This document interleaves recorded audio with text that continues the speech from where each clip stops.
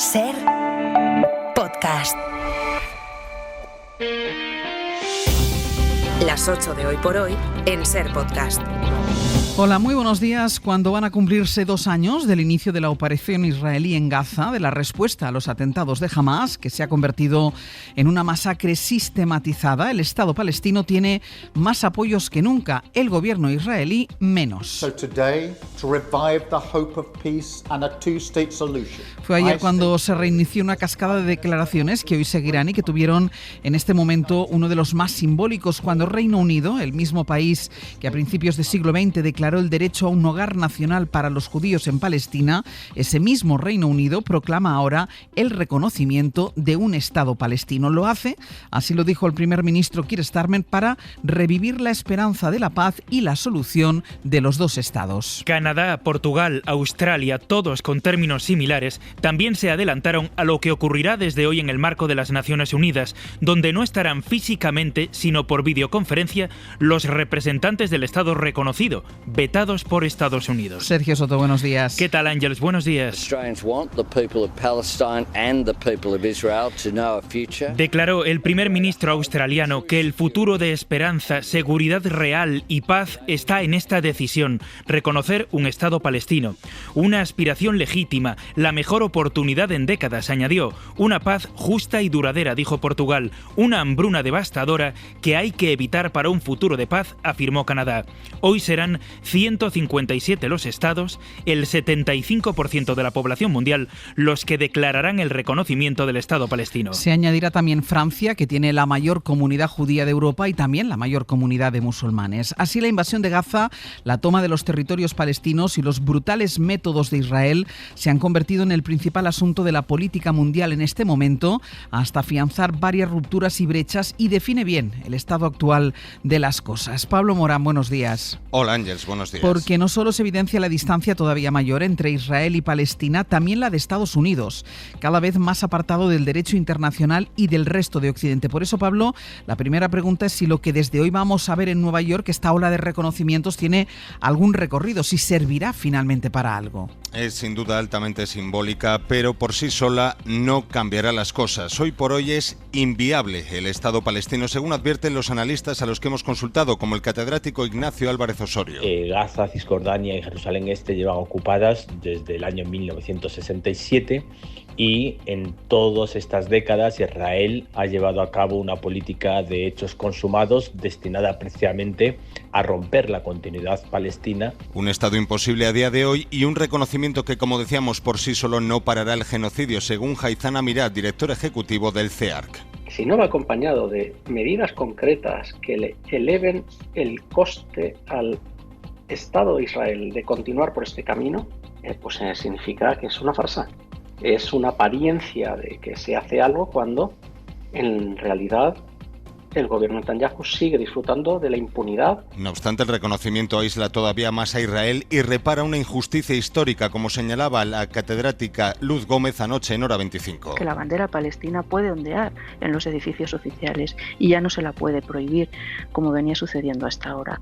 Así que sí, es muy importante, tanto a efectos simbólicos como en medidas prácticas. Ahora queda por ver si Netanyahu opta por la huida hacia adelante con la anexión de Cisjordania. Pablo, gracias. A ti, hasta ahora. Israel precisamente ha empezado ya a extender sus amenazas a los estados que hoy reconocen Palestina, ha advertido a Francia del cierre de su consulado y ha dejado claro que nada le desvía del camino para tomar Gaza e ir devorando, como decíamos ahora, Cisjordania. Enviado especial de la SER, Nicolás Castellano, buenos días. ¿Qué tal? Buenos días, Ángeles. El primer ministro israelí, que sí va a poder asistir a la Asamblea de la ONU, a pesar de existir una orden de detención contra él por crímenes de guerra, Benjamin Netanyahu dice que no permitirá que haya un Estado palestino y sostiene que actuará contra quienes lo reconozcan después de reunirse con Estados Unidos. Sí, con desprecio, en el más puro estilo Netanyahu, cada vez más altivo, empezó su discurso ante la nación con un tono y una estética en su despacho que parecía también institucional, pero cambió rápidamente a la soberbia y a la amenaza. No habrá un Estado palestino, repetido de distintas maneras en menos de un minuto. Tengo un mensaje claro para esos líderes que están reconociendo un Estado palestino tras la horrenda masacre del 7 de octubre. Están recompensando el terror con un premio enorme. Y tengo otro mensaje para ustedes, no va a suceder, no habrá un Estado palestino al oeste del río Jordán. Y ojo, porque presume de haber duplicado el asentamiento judío en Judea y Samaria, como llaman a Cisjordania, y continuaremos en este camino. Es lo que se teme. La respuesta que promete a estos reconocimientos cuando vuelva de Estados Unidos sea anexionarse Cisjordania, donde las incursiones, muertes y detenciones están batiendo récords. A Yasset, más de 70 años, farmacéutico en el centro de Tulkarem, lo detuvieron en una fila de hombres cuya imagen dio hace unos días la vuelta al mundo. Denuncia que tras el 7 de octubre Israel está convirtiendo Tulkarem y Cisjordania en un desastre, más de 1.000 muertos según los registros de Naciones Unidas. Lo ampliamos en El Abierto, Nico, hasta ahora. Hasta luego. Hoy por hoy noticias. Ser Podcast. ¿Quién va a estar hoy también en Nueva York? Es el presidente del gobierno español, Pedro Sánchez. Participará en la cumbre del alto nivel que se celebra esta tarde-noche y que servirá de escaparates para el reconocimiento de Palestina. Y aquí de nuevo hay dos dimensiones que corren a la vez. Por un lado, la internacional. Moncloa cree que esto servirá para meter más presión a Israel. Y por otro, la doméstica. El gobierno ve a Feijóo incómodo y quiere que siga siendo así. Enviado especial a Nueva York, Guillermo Lerma. Buenos días. ¿Qué tal? Buenos días. La Moncloa espera que esta cumbre de Naciones Unidas aumente un poco al menos la presión sobre Israel. Para el gobierno, de hecho, la conferencia de los dos estados que se celebra hoy es el hito políticamente más relevante de la semana. Creen que el paso que van a dar varios países reconociendo al Estado palestino hará que Netanyahu sienta cada vez más el aislamiento internacional. Pero la realidad es que, gracias al amparo de Trump, el primer ministro israelí, sobre el que pesan varias órdenes de arresto, va a acudir esta semana a Nueva York para intervenir ante el plenario, mientras que a las autoridades palestinas se les ha negado el visado de entrada al país. Aún así, en la Moncloa confían en que la comunidad internacional se movilice, como ha hecho el gobierno conservador de Portugal, y eso mueva también las posiciones de los partidos de la derecha en España. En el PSOE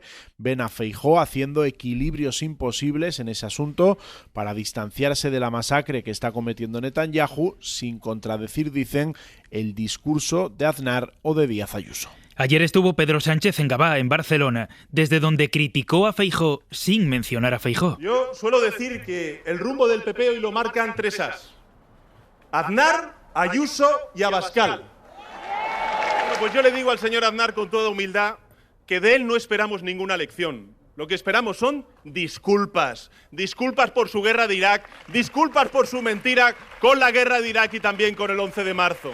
También habló en Madrid Díaz Ayuso, aunque esta vez no dijo nada acerca de Gaza. Porque el PP empieza a resignarse a la idea de que esta semana se seguirá hablando de lo que ocurre en la franja y que eso pasará sin que todavía haya logrado contener la posición que expone cada vez que tiene ocasión la presidenta de la Comunidad de Madrid. Génova no dice nada sobre ella, pero se esfuerza en hacer declaraciones que se alejen de su forma de ver las cosas.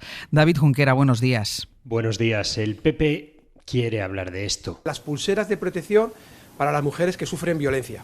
La respuesta no puede ser el silencio. Pero se ve abocado al menos por una semana más a hablar de Palestina. Está bien hacer la declaración del Estado, pero ahora mismo no vale con declaraciones. Tiene que haber hechos y acciones que permitan parar las muertes de civiles inocentes y a partir de ahí reconstruir, como usted bien dice, que es la existencia de los estados que puedan vivir en paz. Juan Bravo, abonado al nuevo guión discursivo que trazó Feijóo, habla incluso de que estuvo bien reconocer al Estado palestino y de la solución de los dos estados. No vienen días propicios para unos populares que querrían cambiar la inercia de los noticieros. Reconocen en Génova que Pedro Sánchez ha podido recuperar el control de la agenda que perdió con el ingreso en prisión de Santos Cerdán. El presidente y el rey estarán esta semana en Nueva York, en donde Israel y Gaza se van a llevar todos los minutos del metraje. El PP intentará por su parte hacer daño con los fallos de las pulseras para maltratadores y ofrecerá alguna de sus recetas sobre migración en el retiro de varones previsto para el fin de semana que viene en Murcia. Please welcome to the stage the 45th and 47th President of the United States, Donald J. Trump.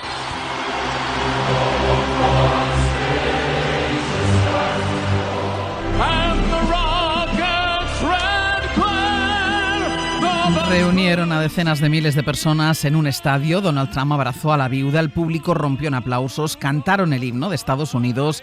Es un funeral, el del activista ultraconservador Charlie Kirk, asesinado de un disparo en el cuello. Toda la ceremonia duró 5 horas. Una la ocupó con su discurso Donald Trump. que defendió sus aranceles, atacó a Joe Biden y explicó que él difería con Kirk en una cosa: no desea lo mejor para sus enemigos, porque explicó que la violencia viene desde la izquierda y hay que prevenirla. Antes, su vicepresidente J.D. Vance celebró que el malvado asesinato de Charlie Kirk significaba el revivir de Charlie y el de Jesucristo. Hoy por hoy noticias. Ser Podcast. En España, el miércoles comparece en el Congreso el Ministerio de Igualdad para explicar la crisis por el apagón de las pulseras de vigilancia a maltratadores. Desde el Ministerio se insiste en que el fallo en la migración entre las empresas adjudicatarias fue mínimo, aunque no precisa todavía cuántos archivos y absoluciones ha podido causar. Mariola Lourido. La ministra Ana Redondo deja las primeras explicaciones en el Congreso en manos de la delegada del Gobierno contra la violencia de género. Carmen Martínez Perza comparecerá, según ha sabido la cadena SER, el jueves, 8 días después de saltar la polémica sobre el apagón de datos que afectó a quebrantamientos de órdenes de alejamiento de maltratadores antes de marzo de 2024. Igualdad nunca informó el año pasado de los problemas técnicos que estaba habiendo con el cambio de Telefónica a Vodafone en la gestión del servicio de control de las pulseras. Fueron problemas con la migración de los datos que, según Igualdad, Telefónica no facilitó. El Ministerio sigue sin precisar cuántos archivos y absoluciones de agresores provocaron unos fallos que reduce a puntuales, menos del 1% en palabras de Ana Redondo. Reitera que se solucionaron y que no dañaron la seguridad de las víctimas. La crisis de la vivienda puede empeorar todavía más este año porque a lo largo de 2025 van a tener que actualizarse 1 de cada 6 contratos de alquiler. Y los precios han seguido y siguen subiendo. De media lo han hecho un 33% los últimos 5 años. Los expertos hablan de gran actualización y el riesgo es que muchos de los contratos puedan subir de golpe ese 33%. Los 340.000 alquileres de larga duración congelados por la pandemia quedan ahora en el aire. Pablo Anzola, buenos días. Buenos días, sí, porque toda esa ola de alquileres que se firmó tras el gran confinamiento, en torno a 340.000 en toda España, tienen ahora que renovarse después de 5 años con actualizaciones anuales topadas al IPC. En ese periodo, en estos 5 años, el precio del alquiler en nuestro país se ha disparado un 33%, así que esa es la magnitud del escalón de precios al que podrían enfrentarse. Dimitri Petrov es profesor en la Universidad de Alcalá. Quizá ese 30% no esté muy alejado de la realidad, porque en los últimos años hemos visto la tasa bruta de rentabilidad que ha venido experimentando la vivienda y vemos el agregado final desde el 2020 al 2025, probablemente la cifra sea aproximadamente ese 30% del que hablamos. Se calcula que en torno a 1 de cada 6 contratos de alquiler que hay ahora mismo en vigor en España tiene que renovarse este 2025. Hoy por hoy noticias. Ser Podcast. En Barcelona siguen buscando a un hombre que desapareció este domingo en Sant Quintí de Mediona después de que una riada se llevara el coche en el que viajaba con su hijo de 14 años, cuyo cuerpo apareció poco después arrastrado por el agua. La consellera Núria Parlon contó anoche que varios testigos avisaron al conductor de que no intentara pasar por la corriente que finalmente les arrastró. Radio Barcelona, Sergi López, buen día. Hola, buen día. 87 efectivos de los bomberos siguen intentando localizar al conductor del vehículo, a pesar de los avisos de varias personas que le dijeron al hombre que era muy arriesgado conducir en esa zona. Este siguió su marcha y un momento después una gran manga de agua arrastró el vehículo. A pesar de la fuerza de la lluvia de ayer, la Generalitat no activó la alerta a la población. La consellera Núria Parlon Hem de tenir també clar que les alert, encara que no son... que a los ciudadanos se les había informado adecuadamente y que la alerta solo es útil cuando se sabe el momento preciso en que se producirá la situación de peligro. Las lluvias provocaron que 30 personas tuvieran que ser rescatadas por los bomberos en Montserrat y otras tantas tuvieran que ser evacuadas del funicular. También se vieron afectadas diversas líneas de Rodalies y se suspendieron varios vuelos en el aeropuerto del Prat. Y un dato económico. Las empresas españolas han pagado más de 28.000 millones de euros en dividendos a sus accionistas en lo que va de año. Es un 10% más que el año pasado y aún queda por contabilizar el último trimestre, que suele ser un periodo de muchos dividendos. Jordi Fàbrega. Son 28.440 millones de euros, para ser exactos, lo que las empresas que cotizan en las bolsas españolas han repartido hasta julio entre sus accionistas. Esto encamina el año a convertirse en el más generoso, muy por encima de lo que se pagó el año pasado a los accionistas. La mejora de beneficios de las compañías en 2024, las buenas perspectivas y los intentos de convencer a sus accionistas en el caso de operaciones como la OPA de BBVA sobre Sabadell generan que los anuncios de dividendos este año estén siendo en muchas compañías más generosos que nunca. Y aún falta contabilizar el último trimestre del año, que suele ser el que concentra más pagos de las empresas a sus propietarios. También ayuda el buen devenir bursátil de las empresas cotizadas españolas. De hecho, la bolsa española es ahora mismo la más rentable de Europa, con una subida del 30% en lo que llevamos de año, y solo hay algún índice asiático con mejor evolución que los mercados españoles. Y además, la OTAN detectó ayer otro avión, un avión militar ruso de espionaje en el espacio aéreo neutral sobre el mar Báltico. Alemania envió 2 cazas de combate para rastrear a ese avión que el ejército del Kremlin utiliza en operaciones de vigilancia, de reconocimiento y de recopilación de imágenes. Para no perderte ningún episodio, síguenos en la aplicación o la web de la SER, Podium Podcast o tu plataforma de audio favorita.